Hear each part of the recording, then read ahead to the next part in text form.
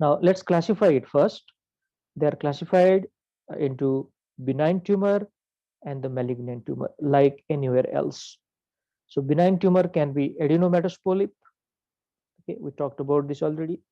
Papilloma, lipoma, neurofibroma, and hemangioma.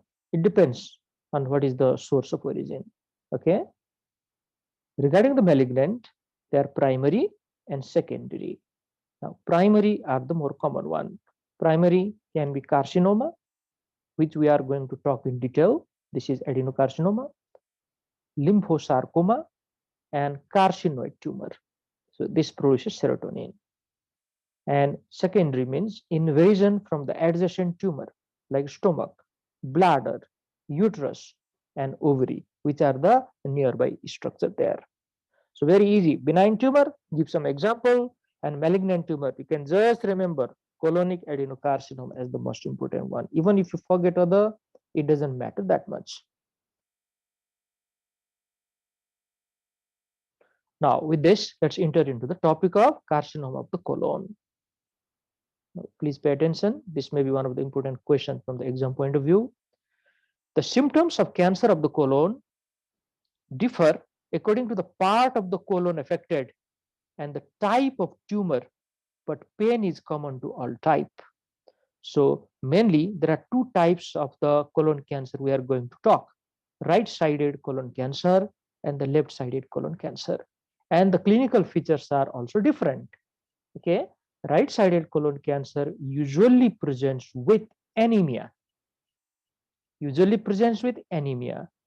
And this anemia causes weakness in the patient.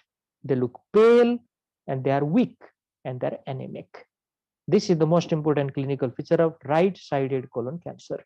Whereas left-sided colon cancer usually have change in bowel habit. So see this, change in bowel habit. Okay. Now that change in bowel habit is because of, some circumferential growth in the left-sided colon, so that whenever stool passes from that area, it changes its caliber. It looks like ribbon shape, and sometimes it gives complete obstruction also. So there will be constipation, and after some time, that constipation will be relieved as explosive diarrhea. So this is known as change in bowel habit. The majority of colon cancers are found in the sigmoid colon and at the rectosigmoid junction. Important question from the MCQ exam. And these cancers are usually small, they are annular, and they are ulcerated. Okay, especially they are annular. Annular means there is circumferential type of growth. And later on, they may ulcerate definitely.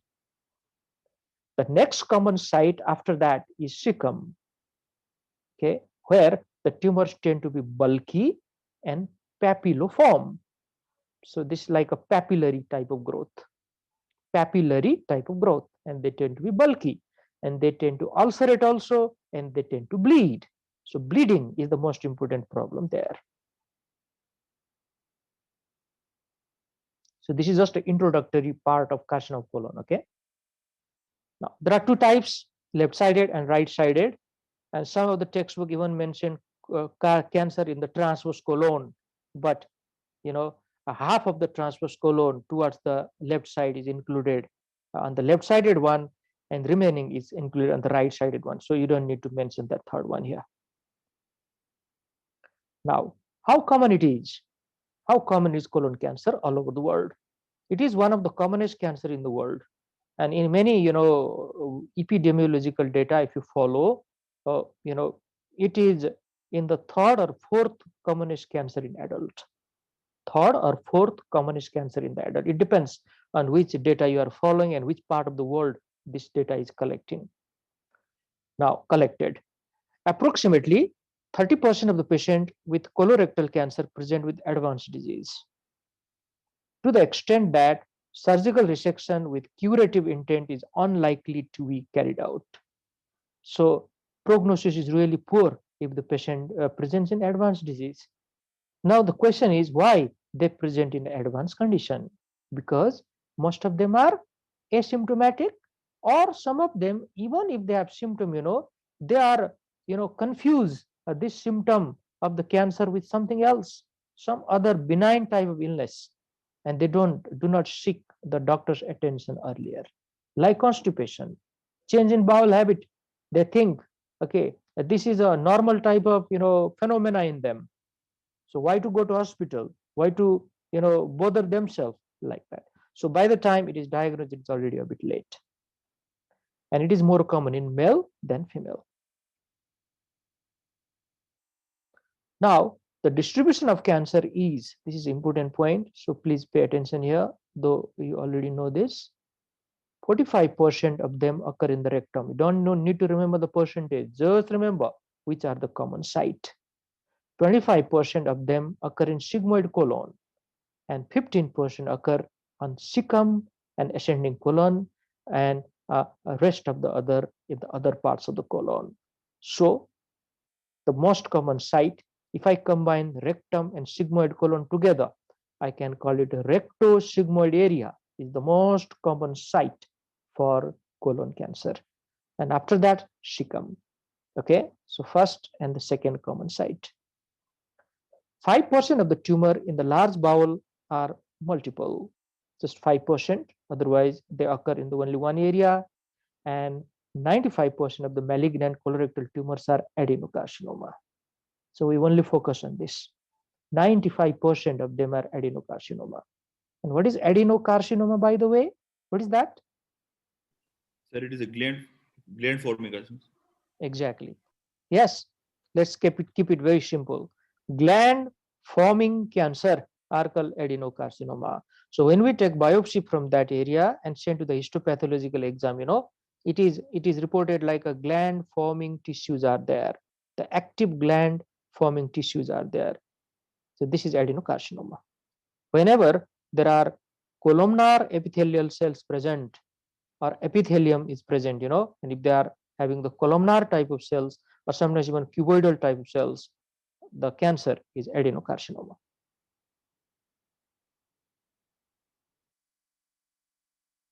Now, the important part of the lecture, what are the etiology?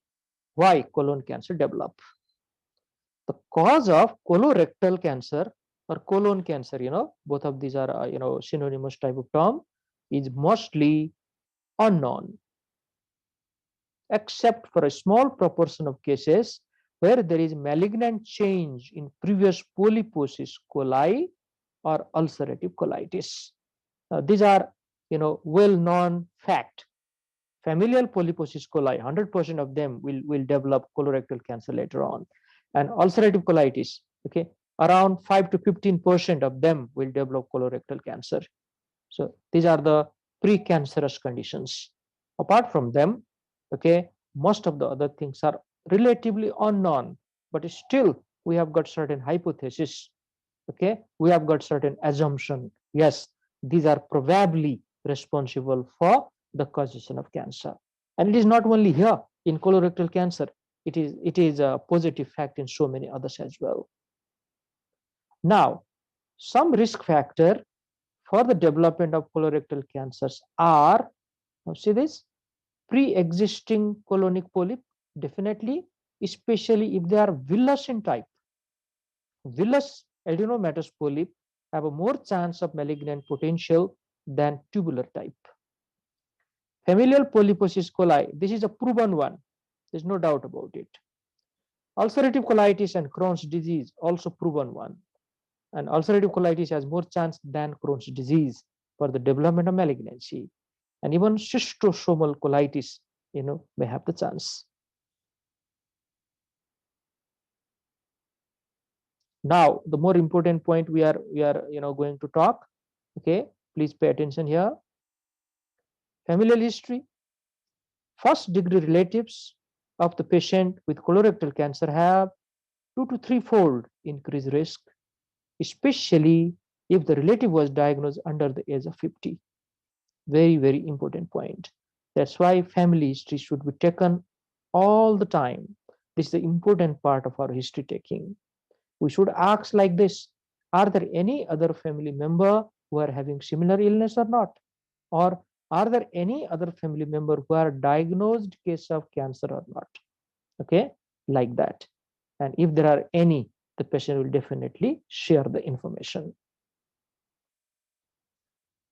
Environment. Exposure to radiation or exposure to asbestos may predispose, for the development of cancer, especially the radiation. Presence of ureterocolostomy, especially ureterosigmoidostomy. Now, this is quite an interesting point. Now, see there, look at the meaning of this term. The ureter is connected to the colon. Now, in which case we need to do that? Yes, in which case that may be a necessity.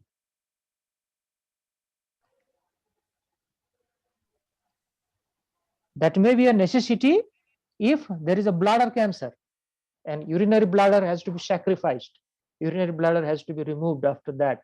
So where we uh, anastomose the ureter now, where we implant that ureteral opening, okay, because we need to drain the urine which is produced by the kidney, and during that case the ureter is usually implanted on the sigmoid colon. Now there are certain disadvantages here. Number one, whatever toxins are present in the urine, remember, they are continuously getting absorbed again through the large bowel, because transitional epithelium, okay, doesn't allow reabsorption of urine again. That is one of the special property of transitional epithelium. But we have sacrificed the transitional epithelium. We have removed it already, which is present in the urinary bladder. But the epithelium which is present in the colon is columnar type, and it can actively reabsorb the thing. So the same thing are continuously reabsorbed in our body, which are excreted in the urine. So probably, because of that, and probably because of the prolonged exposure of those different toxin on the bowel wall, it has a chance of cancer development. Another point is the diet. Okay, the diet which is rich in high fat, high calories, low dietary calcium, and low fibers. These are called Western diet. Okay, and these are associated with constipation, and prolonged constipation is a definite risk factor for colon cancer development. Prolonged constipation. Now, how to remember this? Okay, listen here. If there are certain carcinogenic material or agent present on the stool, okay, if that stool is not quickly going out, and if it is staying there in the bowel, of course there is more exposure of our bowel to those carcinogenic agent. So that's why constipation is never good for our health of the bowel. The GI tract should be quite clear of the stool. Okay. Other possible factors include previous cholecystectomy, and the mechanism here is by increased presentation of bile acid to the colonic bacteria for the conversion into potential carcinogen. Now, let me explain this. Let me make it easier for you. If there is no gallbladder, if the gallbladder was already removed by cholecystectomy, okay, there is no concentration of the bile, means bile is not stored there. Whatever bile is produced by the liver is constantly going into the duodenum and flowing distally. That means there is more presentation of this bile acid to the bacteria, and those bacteria will degrade it. They will convert into the potential carcinogen. So that's an assumption, This is one of the assumption here. So it may play a role in the development of cancer.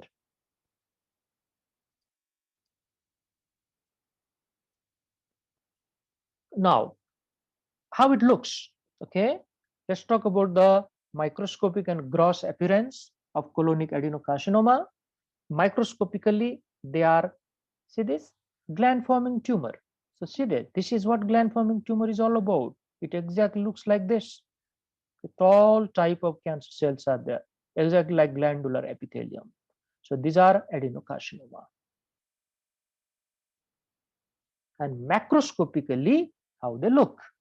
Macroscopic means gross appearance. So how they look now? Macroscopically, the tumor may take one of the four forms here. You see this? Okay, this is the first one, the second, this is third, and this is the fourth.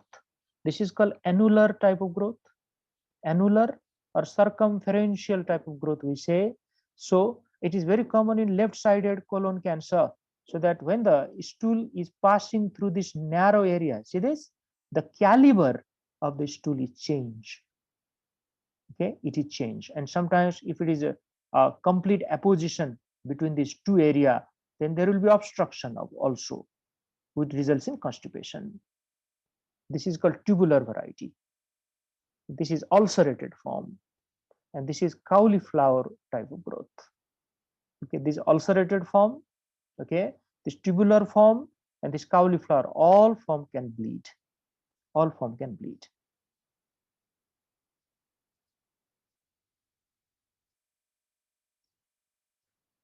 Now, another part of this cancer discussion is the spread.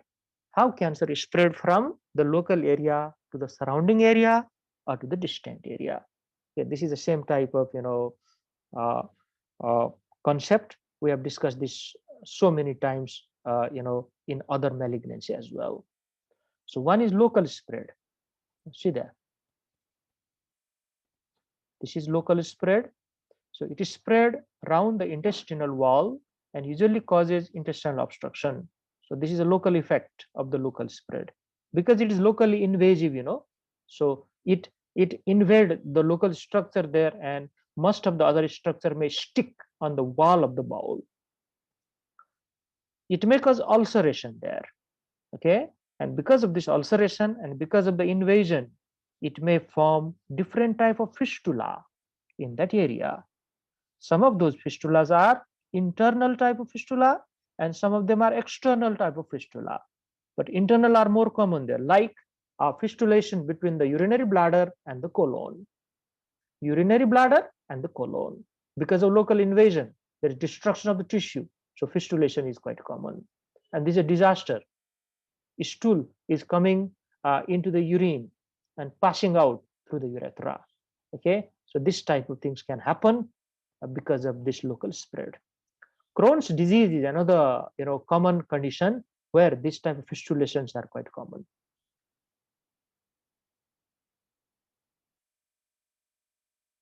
Now, second is a lymphatic spread. Lymphatic spread.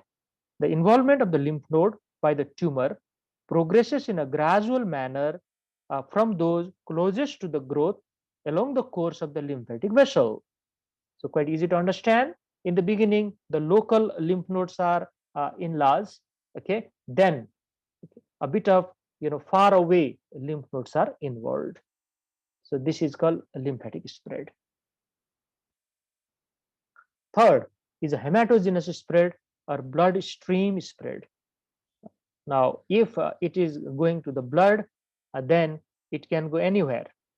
That is a concept. So this accounts for a large proportion, almost 30 to 40% of lead death may occur because of hematogenous spread. It goes to the liver, okay, through the portal system, and from there it go to the right side of the heart, and then it can go to the lung, and from there it can go anywhere. Okay, this is the major way. So that is too late. If distant metastases have already occurred, then the prognosis of this patient is very, very poor. Now, most of the colon is drained by portal vein. So usually a liver is affected quite early because of bloodstream spread. Another one is transcoelomic spread. Transcoelomic. What do you mean by that? Yes. What is this transcoelomic spread means what? Coelom means what? Coelomic cavity or coelom? Peritoneal cavity. Absolutely. Very good. Yes, it's a peritoneal cavity. So this is a metastasis through the peritoneal cavity. That can also happen in this type of GI cancer. So let me make it easy for you. The first one is called local invasion. You don't need to keep that in metastasis, but it is the way cancer is spreading in the local area.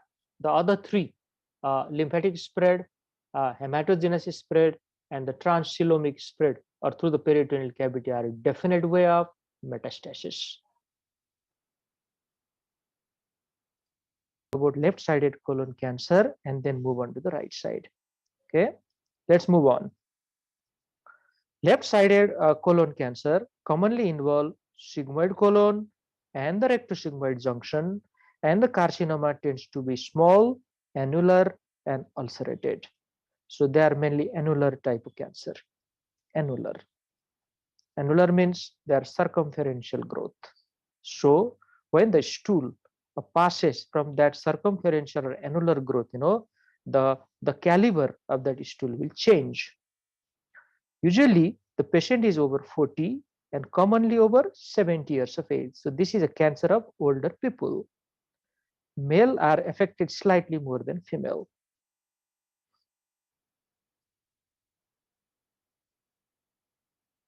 Let's move on. Now see there. So what are the common symptoms? Okay, what are the common symptoms? Change in bowel habit is the most common symptom of left-sided colon cancer. I just told you the reason, because of the particular growth there. That growth is towards the lumen. It is making the caliber of the colon smaller. This cycle of alternating constipation and diarrhea in left-sided colon cancer case. This is very interesting type of mechanism. Yesterday also I discussed a little bit about this. What happens? This is a malignant tumor. Malignant tumor grow very rapidly. But remember, at the core of that malignant tumor, there is relative ischemia. So because of that, there is death of the tissue there. And after certain period, that malignant tumor just sloughs off because of the formation of ulceration and because of sloughing of the mass itself. So for a few days, okay, there is constipation. But after that, when the whole mass sloughs off or when there is development of the ulceration, then it suddenly has more space there. And at that time, because of the action of those colonic bacteria, the hard stool is already softened. Okay, it is already converted into stool, liquid and gaseous form. So uh, the obstruction is also decreased now, and hard stool is converted into the liquid and gaseous form. So there may be explosive offensive diarrhea in the patient after a few days. So this is the meaning of alternating constipation and diarrhea. There are certain other conditions which also present like that. Okay, can you give any one example which is that disease which also present like that, alternating constipation and diarrhea? Anybody?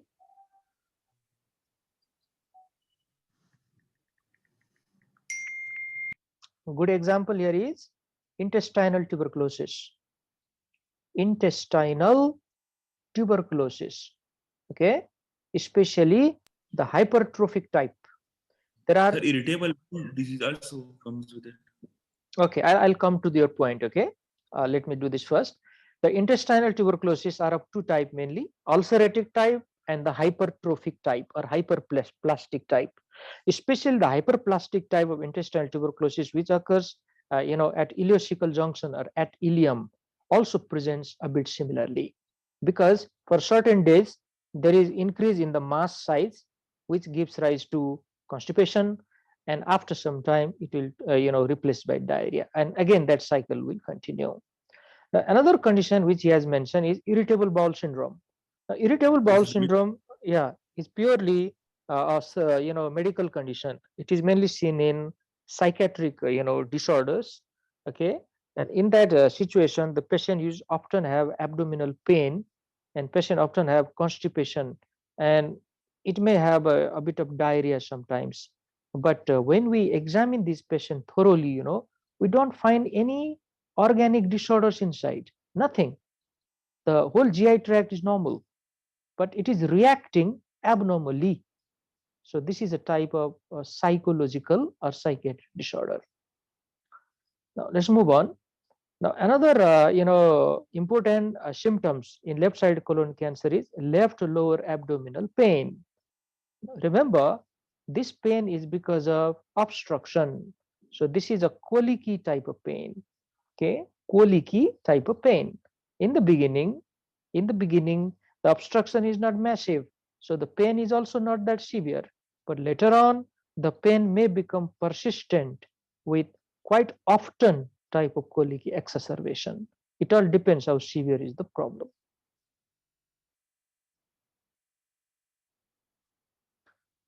When you examine, there may be a lump present in the left iliac fossa, or there may be localized tenderness there, because we are talking about the left-sided colon cancer. So left iliac fossa lump or tenderness may be there.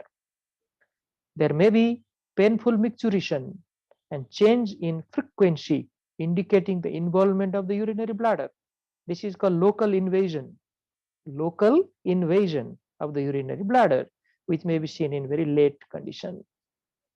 There may be darkly colored fishes which are streaked with blood, often containing mucus. Now see this dark colored fishes streaked with blood.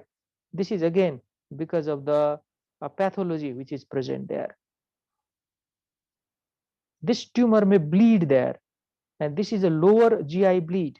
So on the surface of the stool, there may be some blood present along with the mucus. Less commonly, there may be frank rectal bleeding and iron deficiency anemia. But iron deficiency anemia is more common in right-sided colon cancer than the left. But it is a relative thing, isn't it? If there is a prolonged continuous type of bleeding, then of course iron deficiency anemia will be there. And you all know how to diagnose iron deficiency anemia. Now, can you tell me what are the investigation you do for the diagnosis of iron deficiency anemia? Yes? What are those investigations? Sir, we check the blood smear. There is microcytic RBC and hypochromic. Sir, we have septated dysphagia. Sir, we might also have some sort of a esophageal web sort of condition as well. And sir, a part of that is we take of TBC, etc. Sir. Okay, so remember, yes, the deficiency. Also serum ferritin. Very good. Serum ferritin, like iron, sir, total iron binding capacity, and sir, the transferrin value can also be taken. Exactly. So that's what I'm asking here.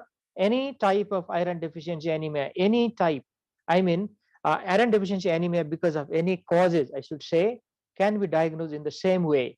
First of all, you confirm whether iron deficiency anemia is there or not.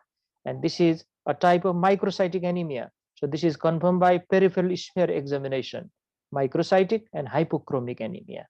Okay. And then I'll go for iron profile or iron panel study. These are called iron profile or iron panel study. And we do three important things. What is the level of serum iron? Okay, serum iron, Fe is iron. Okay, what is the level of serum iron? What is the TIBC level? And then what is serum ferritin level? These are the three. In this condition, serum iron is low, TIBC is high, and serum ferritin is also low. So never forget this. So if these are present, then we confirm, yes, this is the case of iron deficiency anemia. Now what is the cause? We go for that. We try to find out that. Another one is tenesmus. Now, tenesmus is an important symptom in a GI illness. Now, what is tenesmus? Sir, tenesmus is sort of a cramping rectal pain, and sir, it is like the urge of that movement of bowel, basically, sir. Sir, Good. bowel cannot be empty properly. Good. So both of you are correct. Actually, you got the meaning. Many of the other students also know, I'm sure about this. Tenesmus means the patient has that feeling, my bowel is not completely empty. I still want to continue defecation. Patient is not satisfied with the defecation. This is because of irritation at the rectal area. Okay, irritation. So there is a constant urge to continue defecating. This is known as tenesmus, which is very, very prominent feature of dysentery. Remember, dysentery, is all about tenesmus and blood and mucus. But similar type of feature may be seen in this case because of the involvement of the rectum. Now, what are the signs? Sign means what are the physical examination finding when the doctor is examining the patient? What they get? The patient may be pale due to chronic blood loss and anemia. Okay. Again, let me remind you, this is more common in the right-sided colon cancer than the left. And weight loss is a typical feature of any malignancy. There may be varicose lymph node. This left supraclavicular lymph node is called varicose lymph node. Never forget that term, very commonly asked in the exam. Okay, varicose lymph node or varicose node, you can say. This is enlarged left supraclavicular lymph node. So the process or the mechanism, okay, or the sign which involves the involvement of left supraclavicular lymph node is called Troisier sign. Troisier sign. Okay, so let me explain this again. Because of GI malignancy, which occurs inside the abdomen, when they metastasize, they may involve cisterna chyli, then thoracic duct, and through the thoracic duct, they may reach up to the left supraclavicular lymph node. Now, when the left supraclavicular lymph node is enlarged, we call this varicose node. But that whole sign which we examine is called Troisier sign. Don't forget that. It is not true sign, okay? This is Troisier sign. This is different. The abdomen may be distended and the cecum is palpable. The liver may be enlarged due to metastasis. Now, what is this? Why the cecum is palpable here? Any idea? Anybody? Sir, because there is a competent there will be ileocecal no. valve and there is a Yes, please. Irfan, yes. Due to competent cecum walls are and the constipation, so the large colon will dilate, sir. So most of the we can palpate the cecum. Exactly. Putting pressure on the cecum. Exactly. You're absolutely right. Yesterday also I talked about this in the topic of intestinal obstruction. Remember, this is the malignancy which leads to large bowel obstruction. Large bowel obstruction. So when large bowel is obstructed, the proximal part of the large bowel is distended, but at the same time, ileocecal valve is still patent. It is still working. It is not abnormal. It is still holding up the things which is refluxing back. So that means the cecum is the first part of the large intestine. And this is the important differentiation, whether this is small intestinal obstruction or large intestinal obstruction. Remember, when cecum is enlarged, then this is the large intestinal obstruction. That's what we studied yesterday. So this is the reason here. The liver may be enlarged due to metastasis. So we should palpate the liver all the time because of the portal vein drainage. The liver is one of the commonest organ which is involved due to metastasis. Masses may be felt in the left iliac fossa, of course, which may be hard and indentable because of the fissures above the tumor.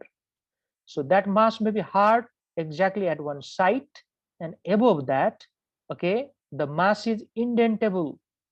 This is because of the fissures which is collected above the tumor. This is caused by constipation. Hyperactive bowel sounds indicate this is a case of chronic intestinal obstruction. And these bowel sounds are hyperactive in intestinal obstruction. We all know that. This is called borborygmy. Borborygmy. Okay. During an attack of colic, loud, high-pitched, continuous gurglings are heard. So if the bowel sounds are high-pitched, we call them borborygmy. So if you cannot remember the term, it's okay. Just remember the bowel sounds are hyperactive in case of dynamic type of intestinal obstruction. But if it is occurring for a long duration, sometimes what happens, there may not be any bowel sound also. That is also the truth.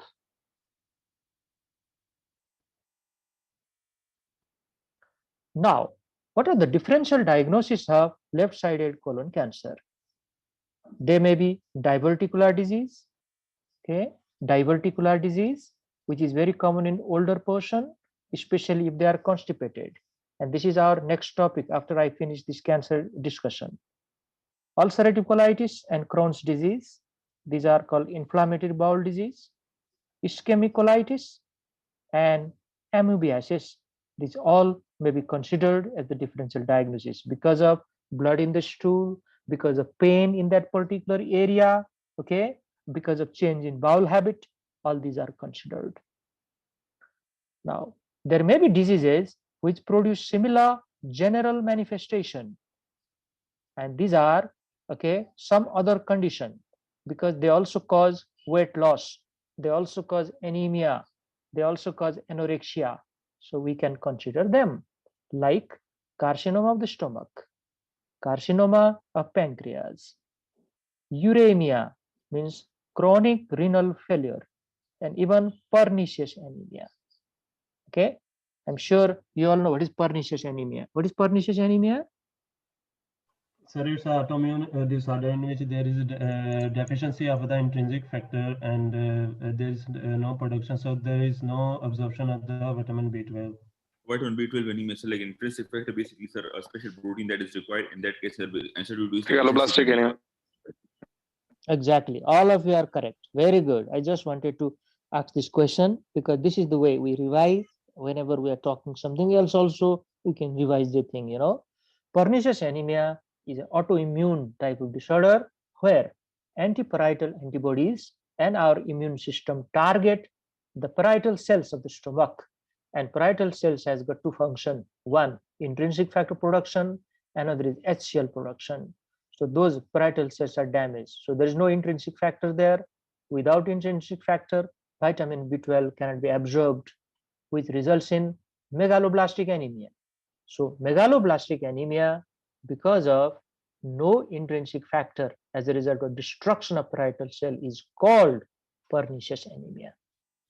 Pernicious anemia and megaloblastic anemia are not the same word, but megaloblastic anemia is caused by pernicious anemia. Please, make clear of the concept there. Now, another part of this lecture is how to stage colorectal carcinoma. Okay, colorectal carcinoma is another common term which we use here. Colon cancer or colorectal cancer. Now, we often use Duke's criteria here. Okay, Duke's system of staging colorectal carcinoma. Now, what does this Duke's system of staging tells us? See there, stage A, tumor confined to the bowel wall. Stage B, tumor extends across the bowel wall. Stage C, involvement of regional lymph node. And stage D, it is distant metastasis. Very easy type of concept. So tumor confined to the bowel wall has 97% 5-year survival rate. This is excellent. But the problem we have is diagnosis at this stage. How to diagnose? Many of these patients, they do not present to the hospital with typical sign and symptom.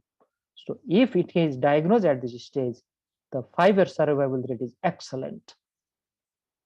Now, stage B, tumor extends across the bowel wall and it has 80% 5-year survival rate. Now already decreased.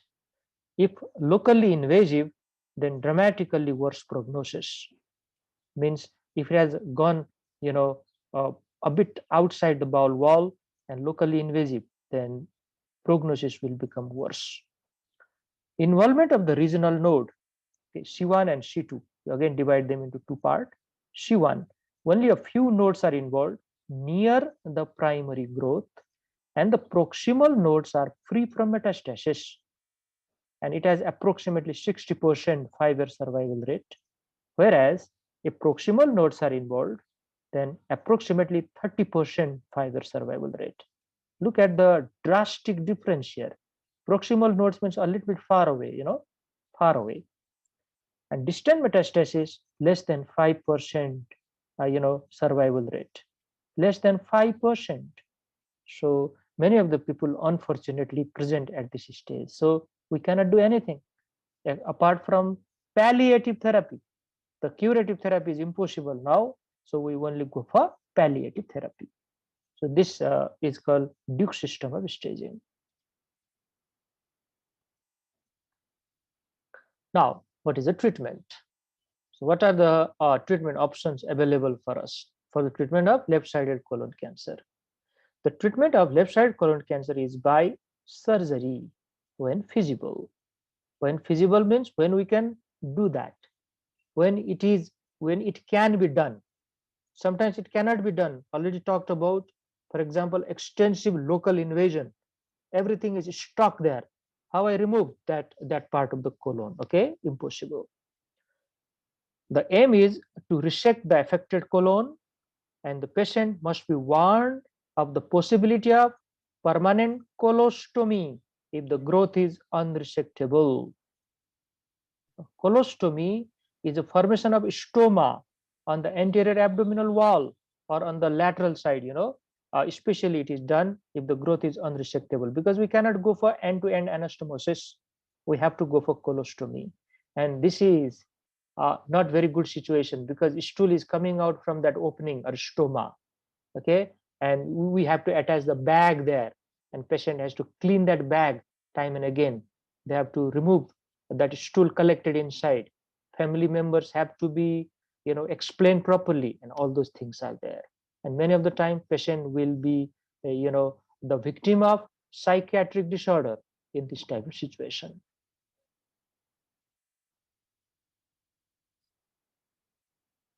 Now a bit something more about this, because some important surgical principles are here.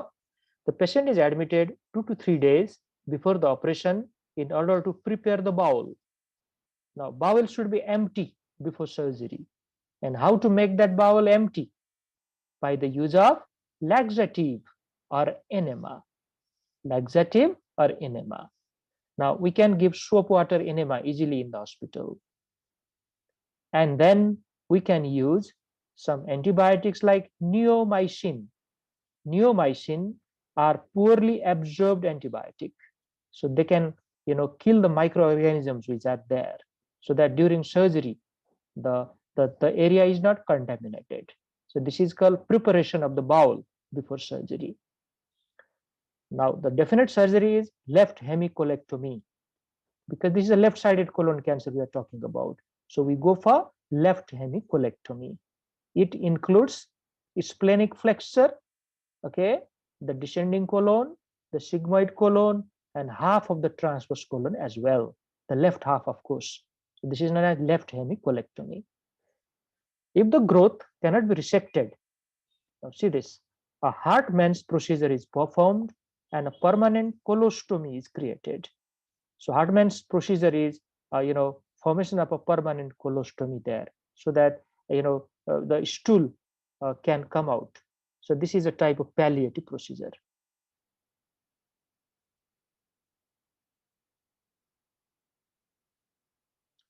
Now, after the left hemicolectomy is done, we have to go for end-to-end anastomosis. See here, left hemicolectomy, then end-to-end anastomosis is performed. This is a part of the surgery, isn't it? We cannot keep the bowel like that. So what is that end-to-end anastomosis? See here, anastomosis of transverse colon to rectosigmoid colon. Of course, the proximal part and the distal part has to be connected together. Then the continuity of the bowel is maintained. The operation is done under GA, and the patient will be in hospital for 7 to 10 days and off work for up to 6 weeks. So this is about the surgery of left-sided colon cancer, that is left hemicolectomy. Now, what about the post-operative care? So how to provide the post-operative care in the hospital? Now, see there, analgesics should be given carefully in the post-colectomy period, since excessive amounts cause colonic spasm and possibly an increased anastomotic disruption rate. Okay, should be given very carefully. Do not give the overdose of analgesics. That's the point here. And ileus may be present for 3 to 4 days. Now, this is the paralytic ileus. Now, why this paralytic ileus is developed here? What is the reason? Anybody? Because Sir, of because we touch hypokalemia. the ileum and that's the reason. Because you have caused excessive handling of the bowel, excessive handling during surgery. The surgeon has touched the bowel. Probably they have pulled the bowel from the incision site, and whenever we do that, the intestine will undergo into paralysis for a few days.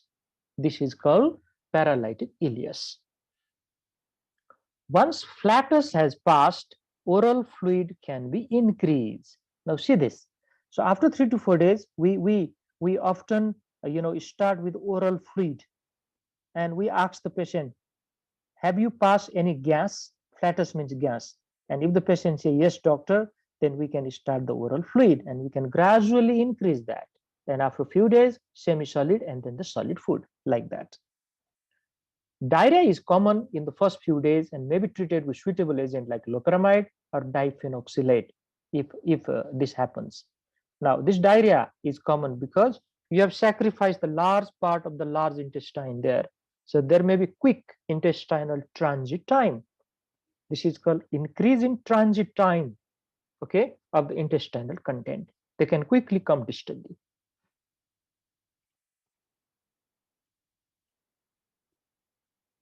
Now, regarding the prognosis, we already explained in the staging, that is Duke's staging system. But again, because this is such an important topic, so let us highlight some of the important points. The staging of colon carcinoma is the most important determinant of survival rate and is normally expressed via Duke's classification system. The overall 5-year survival rate is about 35%. If we combine all the stages together, that is the meaning. But having said that, if we can diagnose the disease in stage 1, the prognosis is excellent, about 90%. Whereas if we diagnose the disease in stage 4, it is less than 5%. Okay, so this is on average, if we combine everything together. The operative mortality rate may be 2 to 6%. Patient may die during the surgery as well. So this is about the left-sided colon cancer. Now, let's talk about right-sided colon cancer. Okay, because if some question comes, we often ask the question from both type. We often ask our student to compare and contrast left-sided colon cancer and the right-sided. See here, right-sided colon cancer implies carcinoma in the cecum, ascending colon, and proximal part of the transverse colon, means right-sided transverse colon. That is the meaning. Cecum, ascending colon, and proximal part of the transverse colon. The patient usually presents with unexplained pain in the right iliac fossa, plus or minus general symptom like anemia, malaise, and weakness. Now, this anemia, malaise, and weakness are very non-specific feature. That's why this cancer is even diagnosed later than the left-sided colon cancer. Usually, those older people are, they are usually weaker. They are usually passive or inactive. So they are also anemic because of so many other illness. So the diagnosis is quite late here.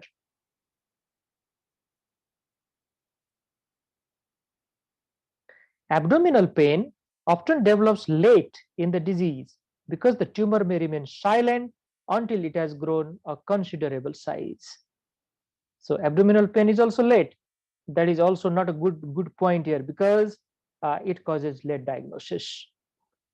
In general, the patients are over 40 years of age, and commonly the condition is seen in 70 to 80-year-old. Okay, so almost similar. The age group is almost similar. A bit older in this type actually than the left-sided colon cancer. Their it was written up to 70. And here women are more affected than the men. Okay, this is just epidemiological data. Okay. Now, the important point, the distribution of cancer is 15%, okay, in the cecum and ascending colon, and 10% in the transverse colon. This is the percentage of overall colon cancer, overall, not only the right. Majority of the colon cancer occurs in the rectum and rectosigmoid junction on the left side, but this 15% or 10%, if I combine together, 25% occurs towards the right side. 5% of tumor in the large bowel are multiple or synchronous.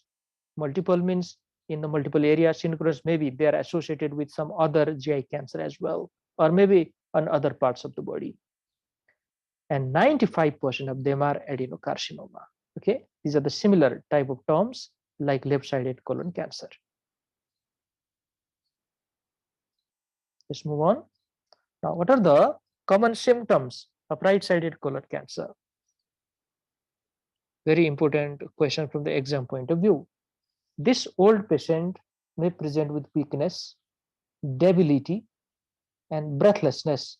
This is due to iron deficiency anemia, which is caused by prolonged bleeding. Absolutely important one. If the iron deficiency anemia is severe, it may result in cardiac failure. Okay, and severe anemia itself can result in breathlessness, and the person is usually weak. These are the symptoms. There is loss of weight and anorexia. This is present in any type of malignancy. And there is occult blood in the feces. Usually this blood is occult blood. It is hidden type of blood. It is not visible with our naked eye. But during examination of the stool, we can detect it. This is known as occult blood. And because of this mechanism, iron deficiency anemia is there. There may be pain, okay, in the right iliac fossa. This pain may be persistent or dull ache type of pain, and it is often postprandial and mistakenly attributed to gallbladder or gastroduodenal disease. And this is a late symptom. So let me clarify this again. Pain in case of right-sided colon cancer is always late. It is never in the beginning. In the beginning, there is a mass, okay, which may be grown into the cecum. That mass ulcerate. This mass invade the local area, then only pain will be there. And a patient often, mistaken this pain to some other common type of pain, like gallbladder or even duodenal ulcer pain, or even gastric ulcer pain. So this is a, one of the important feature of this cancer. Most commonly, intestinal colic and intestinal obstruction may occur if the growth occludes the ileocecal valve. But this is not common type of presentation. And one clear-cut, distinguishing feature between left-sided colon cancer and the right-sided colon cancer is whether there is presence of intestinal obstruction or not. So please listen this sentence. If colon cancer presents with, features of obstruction, we always think about left-sided colon cancer first, but very rarely even right-sided colon cancer can do the same thing by occluding ileocecal valve, but this is very rare condition. Acute appendicitis, if the tumor blocks the mouth of the appendix, causing it to dilate. So it also can present as acute appendicitis in that old person. Okay, and the reason is because it is blocking the drainage which is occurring from the appendix. So acute appendicitis may result there. And then change in bowel habit, either constipation or diarrhea, but not both alternately, can also be there. Any one of them. Usually diarrhea is more common than constipation here.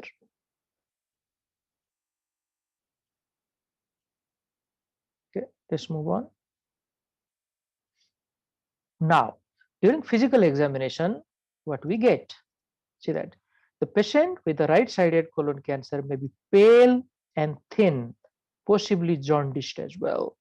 But pale, okay, this is anemia, and thin, this is a general effect of the cancer itself. So these are quite common. Now, why the person is jaundiced? Any idea? What is the cause of jaundice here? Yes? Sir, it may be due to obstructive jaundice. Anemia, sir, due to ocular blood bleeding. Okay. Due to hemolytic, because of the RBC breakdown, which release the bilirubin, and that can cause the jaundice. Now, see this. So if there is bleeding, okay, we don't call it jaundice. We call it anemia, isn't it? If it is bleeding. But one thing, you are right. If that blood is concealed type of hemorrhage, concealed means if that blood is lying inside the GI tract for a longer duration, then it may develop into bilirubin. Now the person may look jaundice, but that is also not very common mechanism here. The common mechanism is obstructive jaundice because of the metastasis to the porta hepatis or inside the liver. Remember, this right-sided colon cancer, what is the venous drainage? It is towards the liver through the portal vein. So the cell may reach there and may cause, metastasis in the liver, okay, or metastatic growth there. They may also lead to enlargement of the node in porta hepatis. This may cause jaundice. Okay, so there are multiple mechanisms. The supraclavicular node may be palpable. This is Troisier sign or Virchow node, just like on the left side, and the feces may contain blood. Yes, this is one of the common feature, and we may detect this blood, okay, by doing digital rectal examination, and the gloved finger may have blood there, or sometimes there is a frank blood in the stool, and sometimes the stool doesn't contain any blood, but during microscopic examination we may detect blood, that is called occult blood.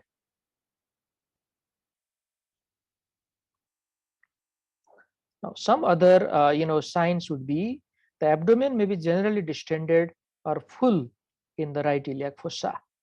Okay, full in the right iliac fossa because of the mass. The right iliac fossa is often tender with some guarding of the covering muscle. A firm irregular mass may be felt, which may be fixed or freely mobile, and it is dull to percussion. This is all about the cancer.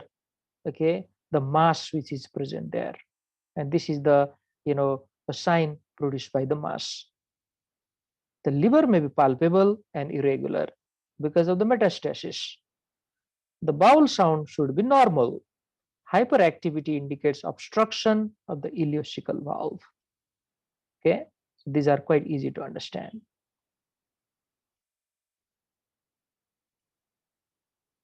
Now, before I move on to the investigation, let me summarize how right-sided colon cancer present. There is not much sign. Symptoms are important here, and the symptoms are also very non-specific. They are weakness because of anemia, and the general features of malignancy like severe weight loss and anorexia. That's why this type of patient presents very late. Now, what are the general investigation of a colon cancer? We include both left-sided colon cancer and right-sided colon cancer here in this investigation. So if the question comes here from this topic, you can include this investigation on both type of colon cancer. First is CBC to detect anemia, and anemia is always much more serious in right-sided colon cancer. Blood film test for iron deficiency anemia. This is peripheral smear. It shows microcytic hypochromic anemia, and you can do some other tests to confirm iron deficiency anemia. That is iron panel study. What is the serum iron level? What is total iron binding capacity? And what is serum ferritin level? That will confirm the diagnosis. Stool sample is taken, okay, for the occult blood examination. And this is again more commonly present in right-sided colon cancer. Colonoscopy is a very important test. Very important test. This is the endoscopic examination of the colon. It enables inspection and biopsy of the higher reaches of the colon, and colonoscope can reach up to the right-sided colon. It gives high sensitivity if used by an experienced surgeon, and it requires a full bowel preparation. And bowel preparation means you clean the bowel, okay, by enema, by laxative, remove all that stool from the bowel, and then go for the colonoscopy examination. So colonoscopy, just like any other endoscopy, has two important advantages. One, under direct vision, okay, you can take the biopsy, and second, we can examine that area, what type of lesion is there.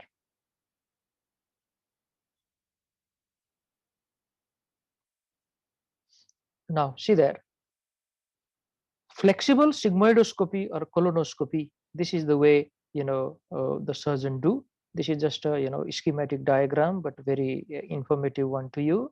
This endoscope, okay, is inserted from the rectum, okay, and they go higher up. So if it is only till here, we call it sigmoidoscopy, because only the sigmoid colon is mainly examined. And if they go higher up, okay, throughout the colon, then this is called colonoscope. Very commonly used instrument in the examination of the colon. Remember, we have to prepare the bowel fully. That means no stool should be present inside the bowel, and then patient would be sedated preferably. They should not move around during that time, because sometimes it may be a bit lengthy one. And colonoscopy should be followed by histopathological exam. From the suspected area, biopsy must be taken. You see this? This is a colonoscope which is inserted like this, okay, and it may reach up to here. This is a cecum. It may reach up to the cecum, and this is how the patient lies, a bit laterally, and the surgeon is doing it.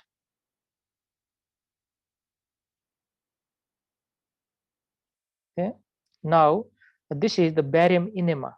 How to give barium enema? See there, one catheter is inserted here, and then the substance which we want to give, okay, called barium in this case, is inserted here, and then with a lot of pressure, a bit of force, it is injected inside.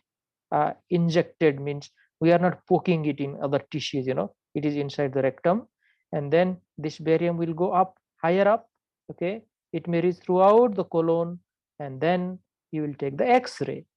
This is known as barium enema, okay, barium enema. And see this, it exactly looks like this according to the pathology. Now in this, if you see very carefully here, this area I cannot see filling. This is known as filling defect. Okay, filling defect. In other area, the barium has nicely filled the colon. So what you suspect in this area where there is filling defect? Yes. Why it is not seen here?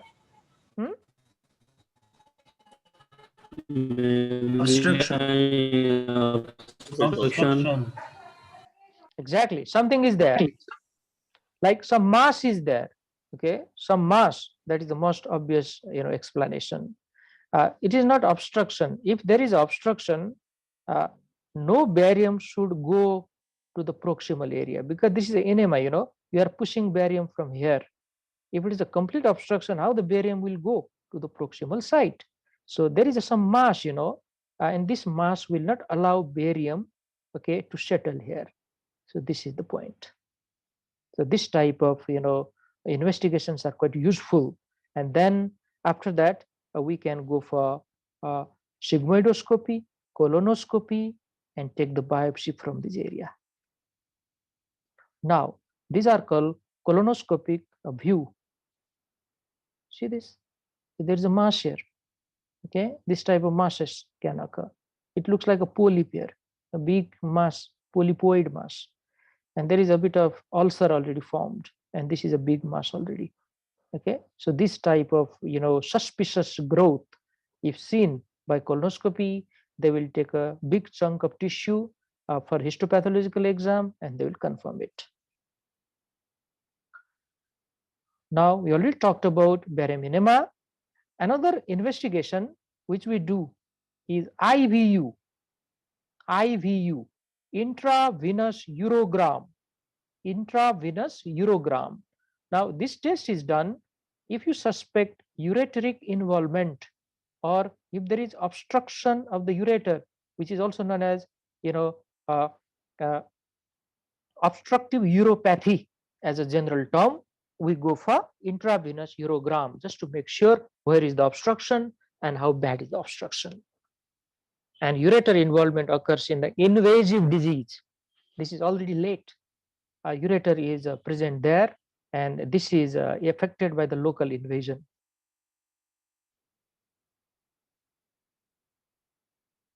Now, there is one important type of radiological test, which is a part of barium enema, but this is known as double contrast barium enema. Double contrast means gas and the barium is given together. Okay, double contrast is seen there. It is used when colonoscopy is contraindicated. In some of the cases, colonoscopy is contraindicated. Okay, like if there is chance of rupture, okay, there is chance of big obstruction, something like that. If you cannot go very high, if the condition of the patient is poor, we cannot give sedation to the patient, something like that. So it shows a cancer of the colon as a constant irregular filling defect, and it may show apple core appearance. That's the term which we like to highlight here, apple core appearance. Okay, so please remember this. Okay, apple core appearance. Now, what is this?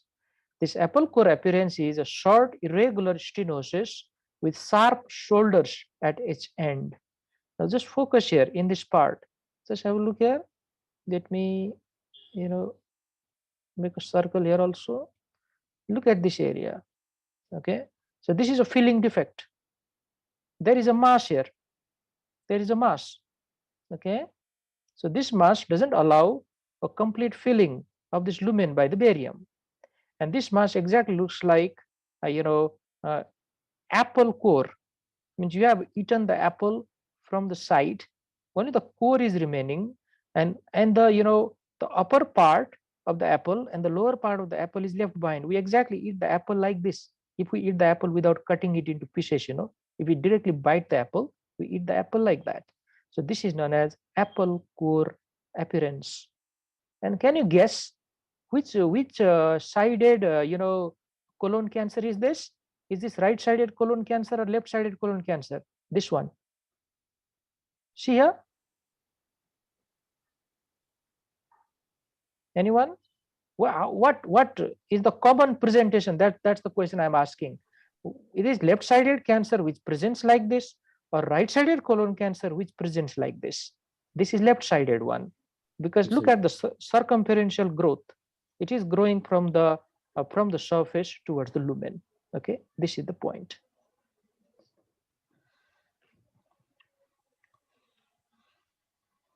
Now see this. This is exact comparison. This is called apple core appearance.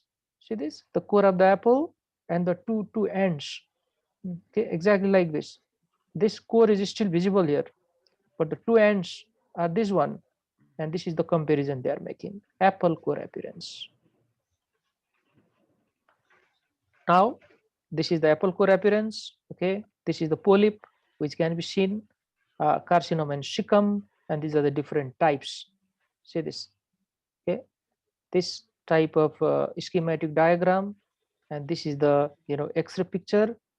Okay, this type of schematic diagram. So look at this polyp here, very nicely seen, and this is apple core appearance which is seen in circumferential growth. These all are barium enema X-ray. Again, another beautiful one, apple core appearance. So from this class, this is one of the take-home messages for you. Apple core appearance in the barium enema X-ray is seen in left-sided colon cancer most commonly. Now, what are the other investigation apart from them? We go for liver function test. And if I answer why, everybody can answer this. Yeah. Okay. If I ask this question, sorry, why liver function test is done, what is the answer you want to give now? Yes. Sir, may I? Yeah, yeah. Because of liver involvement. Sir, because it was spread through the portal vein into the like the porta hepatis and the liver, sir, due to which there is liver involvement, and that's why we'll do the liver function test. Absolutely. Just now we talked about it. Remember, all, whether it is left-sided colon cancer or right-sided colon cancer, it can metastasize into the liver. It can damage the liver. So liver function test has to be done in any of the cases, any. And if they are altered or abnormal, then we already suspect most probably a liver metastasis has occurred, and we do certain other tests there.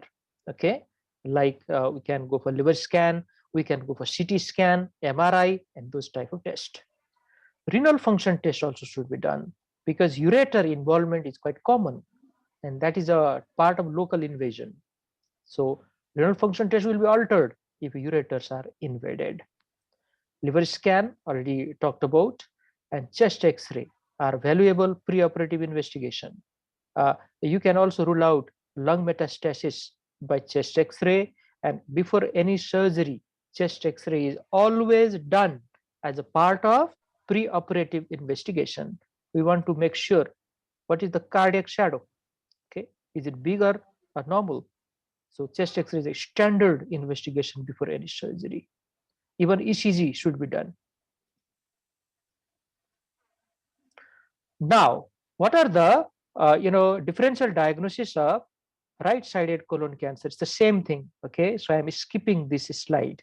Why I have repeated this is, if they ask preferably what are the differential diagnosis of right-sided colon cancer, you mention the same disorders.